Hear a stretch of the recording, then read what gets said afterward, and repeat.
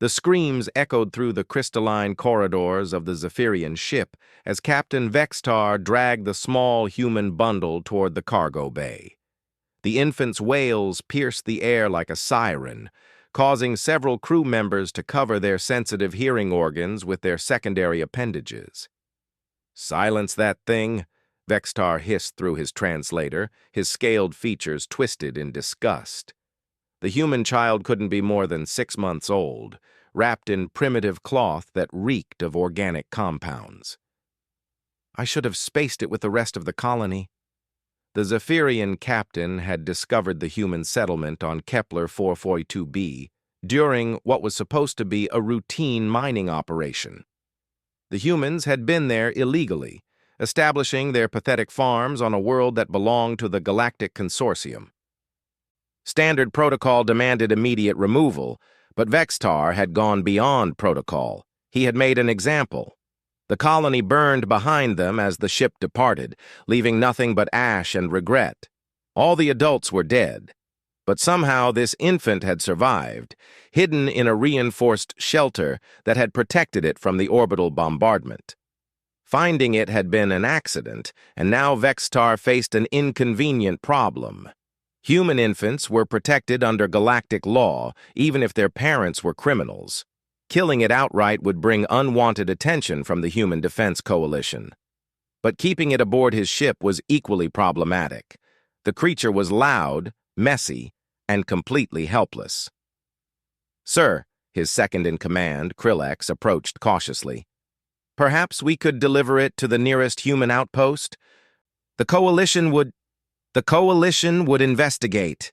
Vextar cut him off sharply. "They would ask questions about where we found it, what happened to its parents. No, we need a more permanent solution." That's when the idea struck him.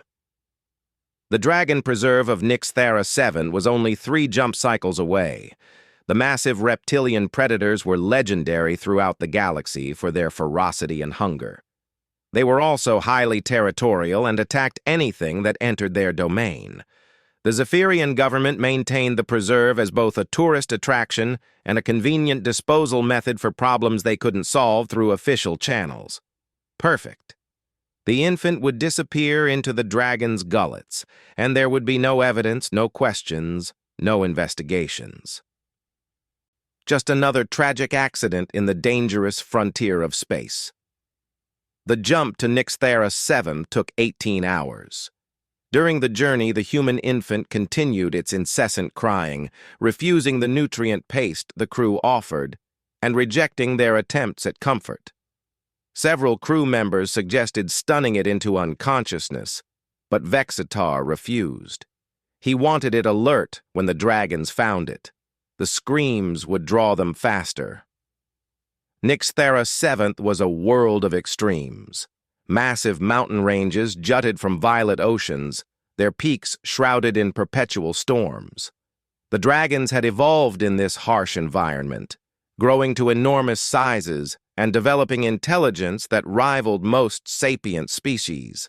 They were apex predators in every sense, capable of flight, breathing various forms of destructive energy, and possessing cunning that made them nearly impossible to hunt. The preserve covered the largest continent, surrounded by energy barriers that kept the dragons contained, while allowing researchers to observe them from safe distances. Vextar's ship approached the designated drop zone, a clearing in the center of the preserve where the barrier could be temporarily lowered. "Prepare the cargo pod," Vextar ordered, staring down at the infant in his claws. The human child had finally stopped crying, its large eyes staring up at him with an innocence that made his stomach twist uncomfortably. He pushed the feeling aside. Humans were pests, nothing more. This one would have grown up to be just like its criminal parents. The cargo pod was a simple device designed to protect sensitive equipment during atmospheric entry. It would keep the infant alive during the drop and provide basic life support for several hours, long enough for the dragons to find it, but not long enough for any rescue attempts. As they entered the atmosphere, Vextar felt a moment of doubt. The infant had been quiet during the descent, its tiny hands pressed against the pod's transparent aluminum viewing port. It seemed to be watching the alien landscape below with something that looked almost like wonder. "Second thoughts, Captain?" Krillex asked quietly. Vexitar's response was a snarl that made his subordinate step back quickly. "Load it into the launch tube. Now!" The pod shot from the ship like a missile, its trajectory carefully calculated to land in the heart of the preserve. Vextar watched on the tactical display as it disappeared into the canopy of the strange crystalline trees that grew on Nixthara 7th. Within minutes, it was beyond their sensors' range. "Jump coordinates laid in, sir," the navigation officer reported. "Execute," Vextar ordered, but his eyes remained fixed on the view screen showing the alien world below. "Let's get out of here."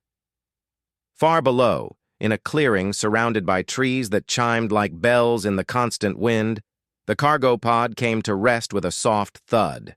The impact systems had worked perfectly, cushioning the landing and keeping the infant safe inside its protective shell. Emergency beacons began broadcasting on frequencies that no one was monitoring, while life support systems hummed quietly in the background. The infant looked around its new environment with curious eyes.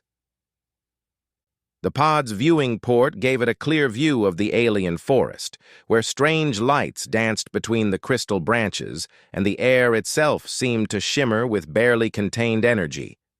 For the first time since leaving the burning colony, the child seemed content. That contentment didn't last long. As the hours passed, hunger and discomfort returned. The infant's cries echoed through the pod and out into the alien wilderness, carrying farther than they should have in the thin atmosphere. The sound was amplified by the crystalline structures around the landing site, creating harmonics that resonated through the preserve like a song. It was that song that drew them. The first dragon to arrive was smaller than most of its kind, barely the size of an ancient earth elephant.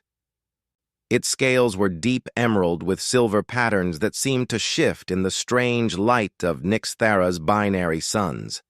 It moved through the forest with surprising grace for such a massive creature, following the sound that had caught its attention. The dragon had been hunting when the pod landed, stalking a herd of the six-legged herbivores that grazed in the crystal meadows. But this new sound was different from anything it had heard before. It carried emotional undertones that triggered responses deep in the dragon's complex brain, responses that had nothing to do with hunger. When it emerged into the clearing, the dragon stopped short. The metallic object in the center was obviously artificial, clearly not native to their world, but the sound coming from inside was organic, alive, and in distress. The dragon approached cautiously. Its massive head tilted as it tried to understand what it was seeing. Inside the pod, the infant had worked itself into a state of exhaustion. Its cries had become weak whimpers, and its small body trembled with fatigue and hunger. When the dragon's shadow fell across the viewing port, the child looked up and their eyes met. Neither moved for a long moment. The dragon's golden eyes were ancient and wise, holding an intelligence that most species never bothered to recognize. The infant's blue eyes were innocent and trusting, showing no fear of the massive predator staring down at it. Slowly, carefully, the dragon extended one massive claw toward the pod. The metal was unfamiliar, but the dragon's senses were acute enough to detect the life inside. It could smell the infant's distress, hear its rapid heartbeat, feel the warmth of its small body through the hull. Every instinct told the dragon that this was a young creature in need of protection. The pod's emergency release was designed to be simple, operable even by primitive species in distress. The dragon's claw found the manual override and triggered it with surprising delicacy. The pod opened with a soft hiss, releasing the infant's scent into the alien air. The smell hit the dragon like a physical blow. It was unlike anything in its experience, but underneath the foreign chemical signatures was something unmistakable. the scent of a helpless young creature, separated from its parents and in desperate need of care. The dragon's response was immediate and instinctive. It began to croon, a deep harmonic sound that resonated through its massive chest. The sound was soothing, musical, designed to calm frightened young. It was a sound that dragon parents used with their own hatchlings, and it had an immediate effect on the human infant. The child stopped crying, its attention caught by the strange music. Its tiny hand reached toward the dragon, and after a moment's hesitation, the dragon lowered its great head until the infant could touch the warm scales of its snout. The contact sent a jolt through both beings. The dragon felt the infant's trust, its complete lack of fear, its simple need for comfort and care. The infant felt warmth, safety, and something it had never experienced before, the presence of a protective parent. Other dragons began arriving as the news spread through their complex communication networks. They came in ones and twos at first, then in larger groups as curiosity overcame caution. Soon the clearing was filled with massive forms, all focused on the tiny human in their midst. The dragons of Nyxthara 7th were not the mindless beasts that most species believed them to be. They had a complex society with family groups, territorial arrangements, and sophisticated methods of communication. They raised their young communally, with all adults taking responsibility for the protection and education of hatchlings.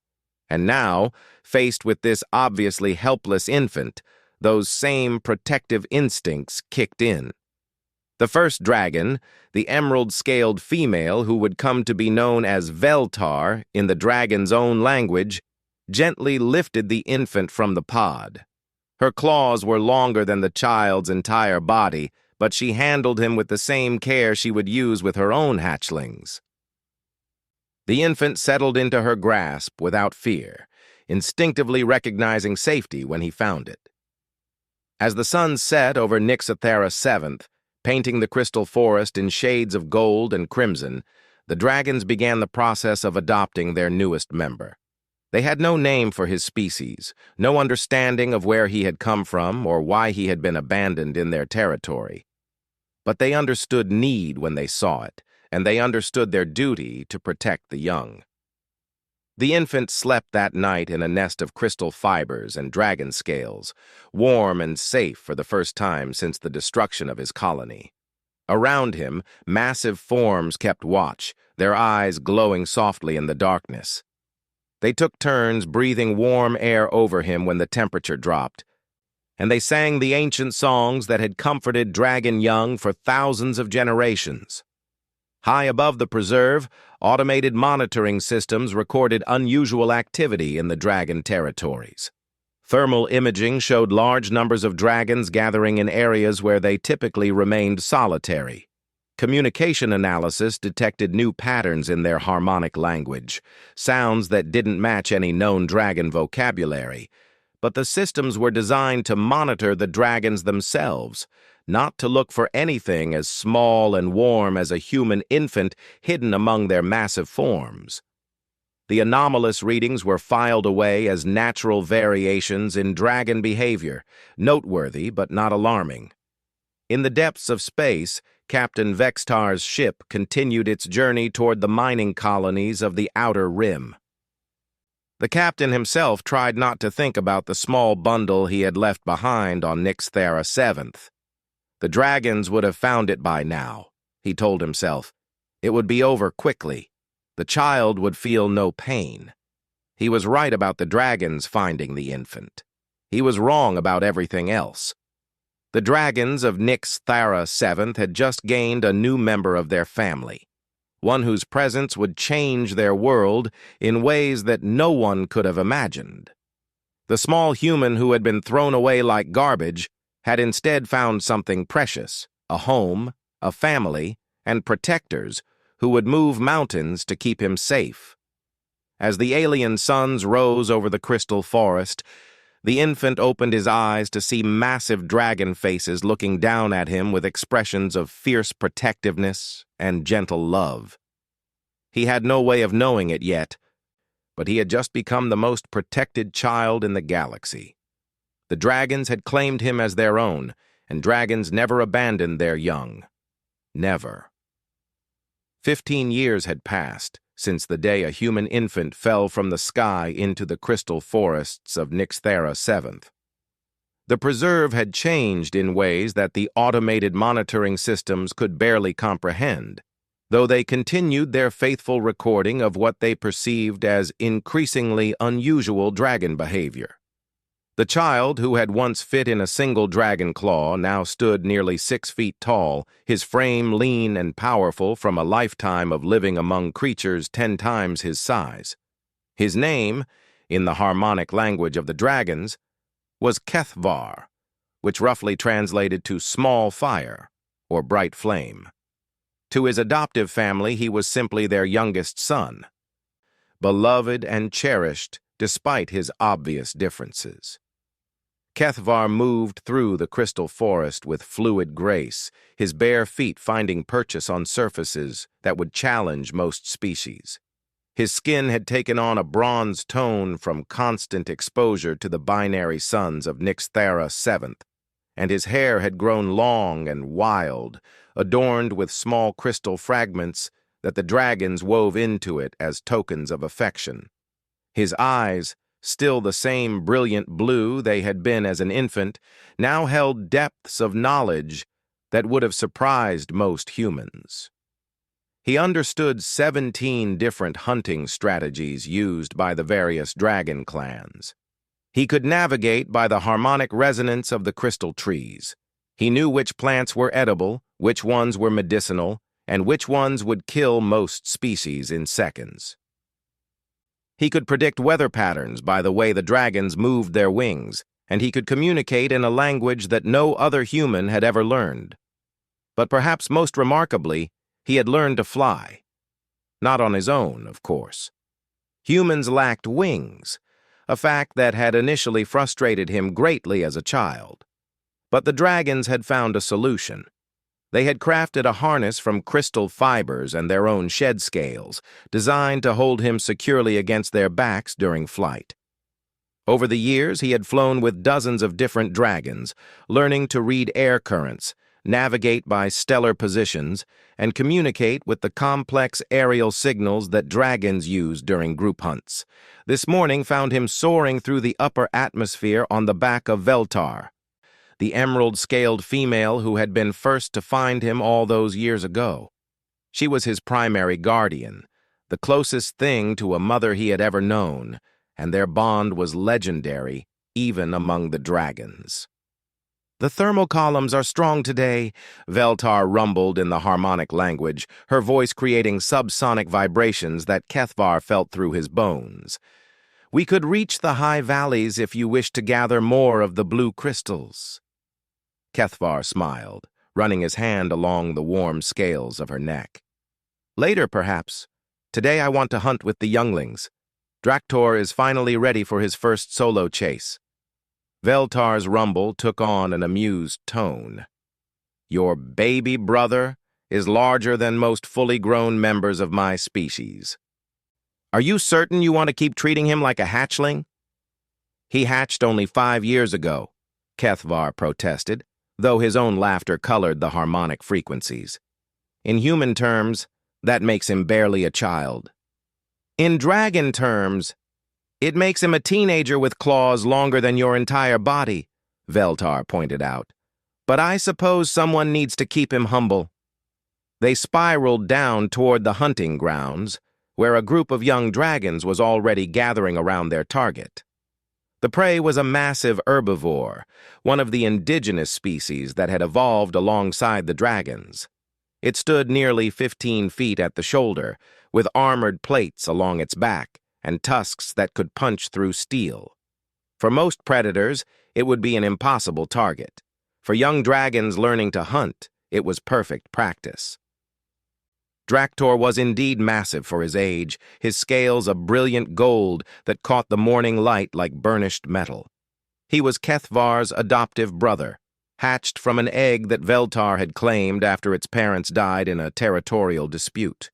The young dragon had imprinted on Kethvar during his first days of life, following the human around like an oversized puppy and accepting him as an older sibling despite their obvious differences. Kethvar! Draktor's harmonic call was filled with excitement and nervousness. Watch me take down the big one. I've been practicing the spiral descent attack you taught me. Remember to compensate for wind shear, Kethvar called back, his voice carrying easily across the distance. The dragons had taught him to modulate his vocalizations to match their harmonic frequencies, allowing him to communicate at ranges that would be impossible for most humans. And don't forget to coordinate with the others. Hunting is about teamwork, not showing off. The other young dragons chittered with amusement at this advice coming from someone a fraction of their size, but they respected Kethvar despite his physical limitations. He had proven himself time and again, using intelligence and cunning to overcome what he lacked in raw power. More importantly, he was family, claimed and protected by Veltar herself. The hunt began with the complex aerial dance that dragons had perfected over millennia. The younglings spread out in a wide circle, using their wings to create air currents that would guide their prey toward the killing ground. Kethvar watched from Veltar's back, calling out suggestions and warnings as the formation developed. It was during this hunt that the first ships appeared. They materialized at the edge of the system without warning, sleek vessels bearing the insignia of the Galactic Consortium.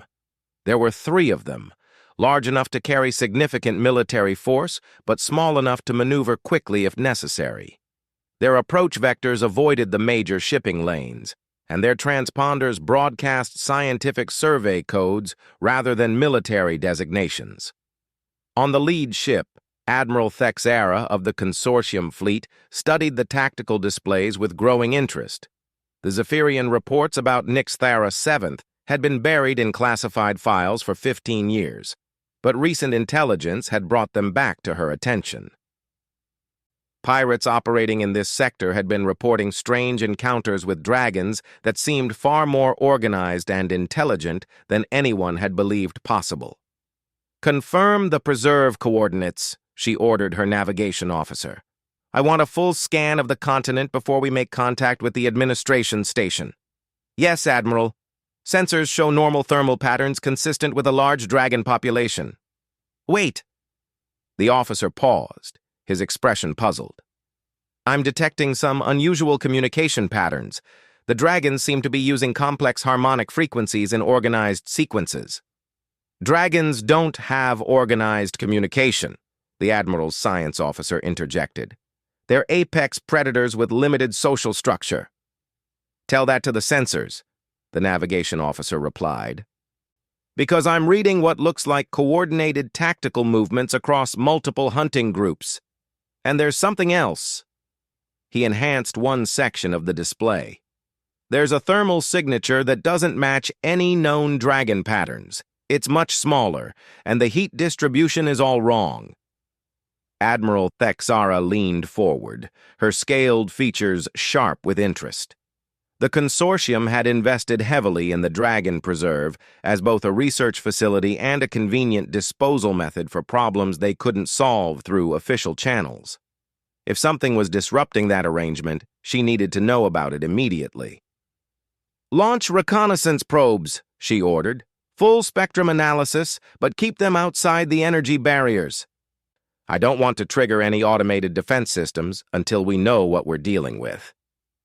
Down on the surface, the dragon hunt had concluded successfully. The massive herbivore lay still in the crystal meadow, while the younglings celebrated their victory with aerial displays that would have been beautiful to any observer. Kethvar had dismounted from Veltar and was examining the creature with the careful attention he applied to everything in his environment. "The wound patterns are clean," he told Draktor, running his hand along the scoring left by the young dragon's claws. "Your spiral attack worked perfectly. The penetration depth was exactly right for a creature this size."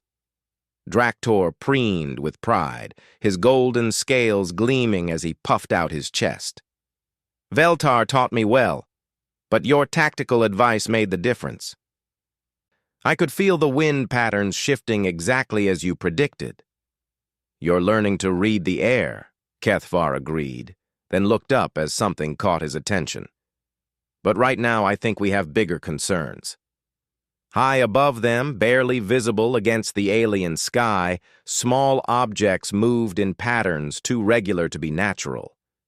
Kethvar had spent 15 years learning to spot potential threats in his environment, and his enhanced vision picked out details that even the dragons might miss.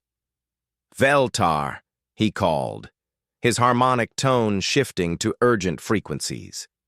We have visitors. The great dragon's head swiveled upward, her golden eyes tracking the movement he had spotted.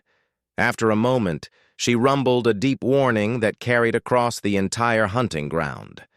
The other dragons responded immediately, their celebration ending as they took defensive positions. Unknown objects in the upper atmosphere, Veltar confirmed, her mental link with the preserve's communication network allowing her to check reports from other dragon territories. Multiple sources detect artificial constructs moving in coordinated patterns.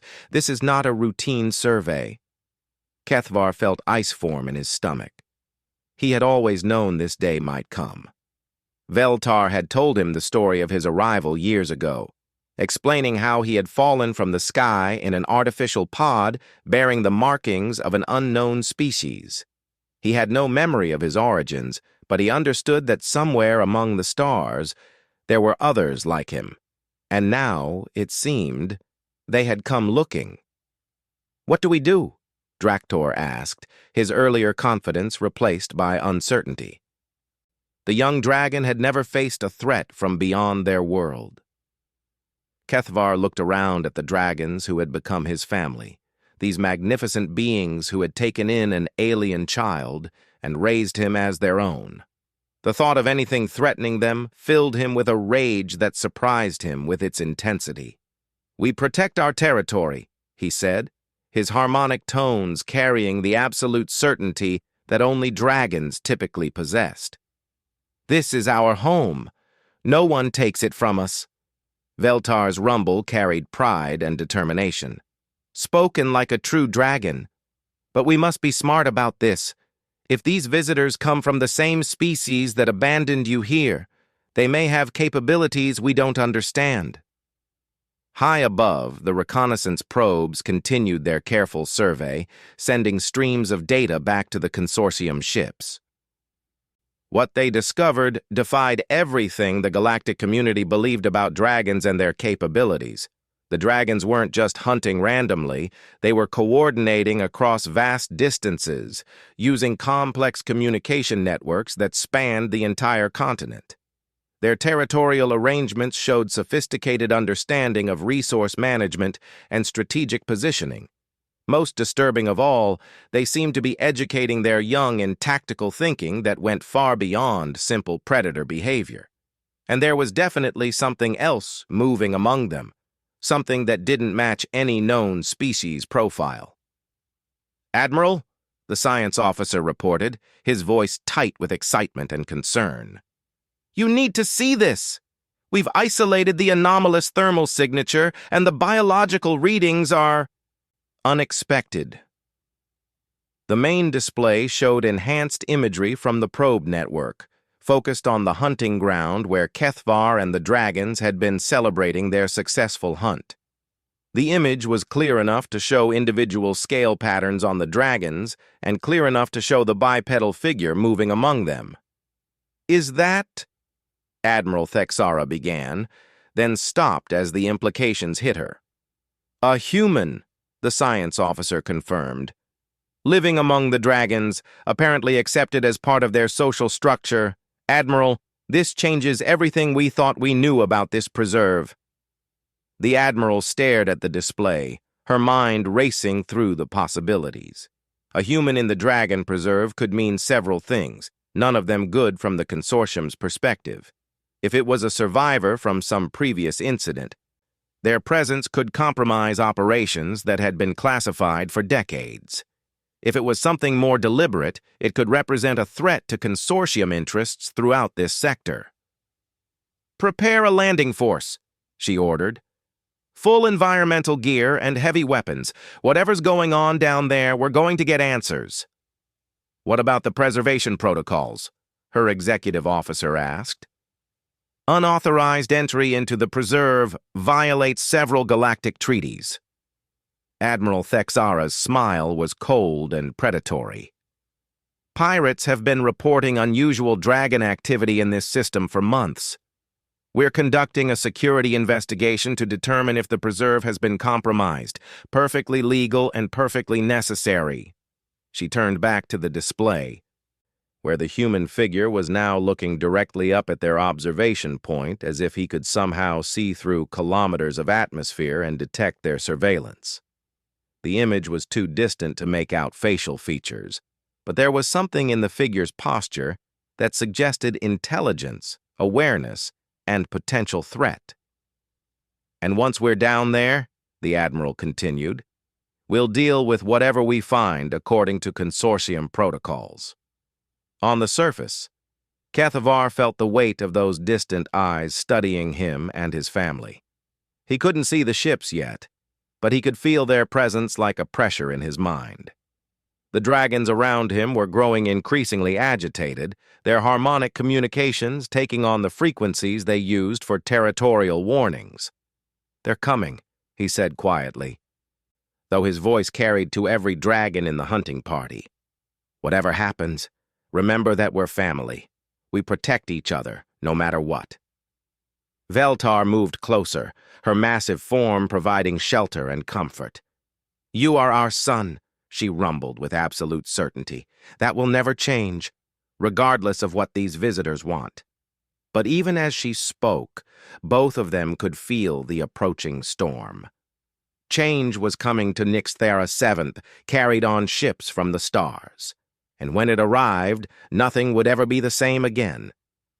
The boy who had been thrown away to die among dragons was about to discover that the universe was much larger and more dangerous than even his adoptive family's crystal forest. But he was also about to show that universe what happened when someone threatened a dragon's family. The humans were coming home. They just didn't know yet that they weren't dealing with the helpless infant they had abandoned 15 years ago. They were dealing with a dragon. The consortium landing force descended through the atmosphere of Nyxthera 7 like falling stars, their assault shuttles cutting through the crystal-clear air with military precision. Admiral Thexara had chosen her troops carefully. Veteran soldiers equipped with the latest combat gear and weapons designed to handle apex predators. They expected to face dangerous wildlife and maybe one confused human survivor. They had no idea what was actually waiting for them. Kethavar stood in the center of the crystal meadow, no longer the helpless infant who had been thrown away 15 years ago. Around him, more than 200 dragons had gathered, their massive forms creating a living wall of scales, claws, and barely contained fury. The sight would have terrified any reasonable military force, but the consortium soldiers were following orders that came from much higher than mere reason. The first shuttle landed with a thunderous roar of repulsor engines, crushing crystal flowers beneath its bulk. The loading ramp dropped with mechanical precision, and 12 soldiers emerged in full environmental armor. Their weapons were already drawn, energy rifles capable of bringing down creatures much larger than humans. Behind them came Admiral Thexara, her scaled features hidden behind a tactical visor, but her body language radiating authority and confidence. She strode forward until she was just outside the ring of dragons, seemingly unimpressed by the display of raw power surrounding her. "I am Admiral Thexara of the Galactic Consortium Fleet," she announced, her voice amplified by her suit's speakers. "This preserve is under investigation for treaty violations. I demand immediate cooperation from all personnel." The dragon's response was a harmonic rumble that shook the ground beneath the soldiers' feet. It was a sound that spoke of ancient anger, territorial defiance, and protective fury. Several soldiers took involuntary steps backward, their training warring with instincts that screamed at them to run. Kethvar stepped forward, moving through the line of dragons with casual ease. They parted for him like living curtains, their massive heads turning to watch him with expressions of fierce pride and love.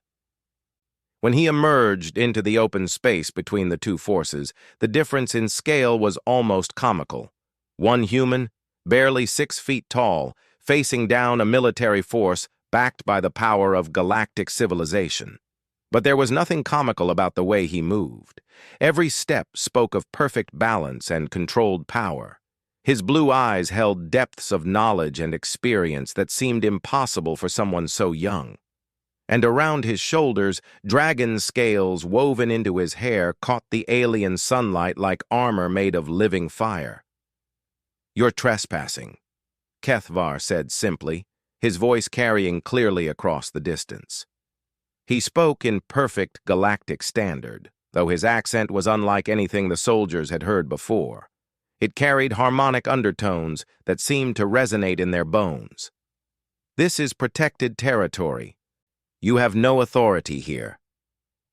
Admiral Thexara studied him for a long moment, her tactical systems analyzing everything from his posture to his breathing patterns.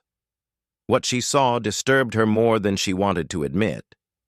This wasn't some primitive survivor living on scraps in the wilderness. This was someone who belonged here, who had made this alien world his home. "You're human," she said finally. "How did you get here? What happened to your ship? Your family?"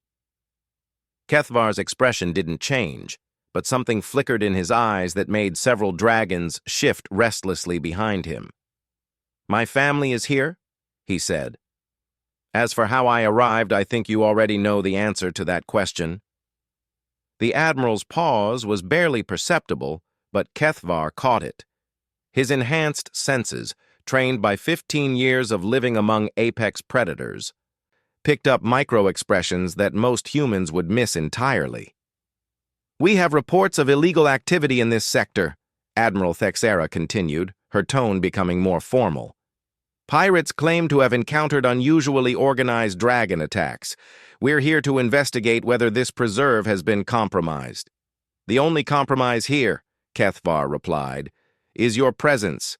The dragons are protecting their territory, as they have every right to do. If pirates are being attacked, perhaps they shouldn't be where they don't belong." Behind him, Veltar rumbled agreement, her golden eyes fixed on the Admiral with predatory intensity. The great dragon had been listening to the conversation through their shared harmonic link, and she didn't like what she was hearing. "This human speaks truth," Veltar said. Her words carried through Kethvar's translation. The soldiers started when they realized the dragon was actually communicating, not just making threatening sounds. "You come with weapons and aggression. You are not welcome in our territory." Admiral Thexara felt her confidence waver for the first time since landing. The briefings had mentioned that dragons were intelligent, but this level of sophisticated communication was far beyond what anyone had expected, and the easy cooperation between the human and the dragons suggested a relationship that changed everything about the situation. "Stand down," she ordered her soldiers, though she kept her own weapons ready. "We're not here to start a war. We just want answers." "Then ask your questions," Kethvar said. "But understand that these dragons are my family, and I am theirs. Any threat to them is a threat to me." "How long have you been here?" "All my life, as far as I'm concerned." "Where did you come from originally?" Kethvar smiled, and for the first time it wasn't entirely pleasant. "I believe the correct term is disposal. Someone decided a human infant would make excellent dragon food. They were wrong." The Admiral's blood chilled as the implications hit her. She pulled up classified files on her tactical display, scrolling through incident reports from 15 years ago. There it was, a notation about the disposal of biological waste at the Dragon Preserve, signed by Captain Vextar of the Zephyrian Mining Consortium. "You were supposed to die," she said quietly. Yes, Kethvar agreed. But dragons have different ideas about protecting young than some species do. They took me in, raised me, taught me everything I know. They gave me a home, a family, and a purpose. Now you're here, threatening all of that. The ground began to vibrate with a low harmonic frequency as more dragons arrived from across the preserve. They came in ones and twos at first, then in larger groups as the communication network spread word of the incursion.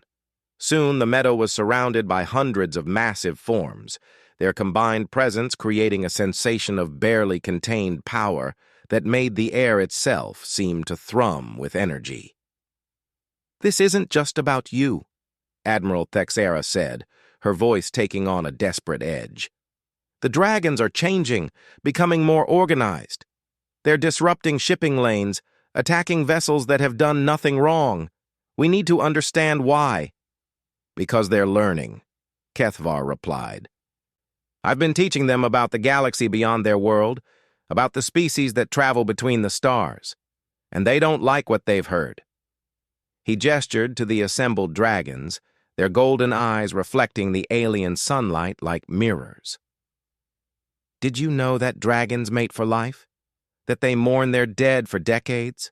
That they have art, music, poetry, philosophy? Of course you didn't. To you, they're just dangerous animals to be contained and controlled.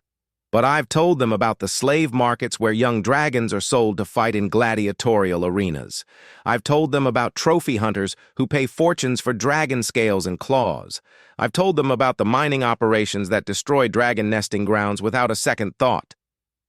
The Admiral felt her tactical situation deteriorating rapidly.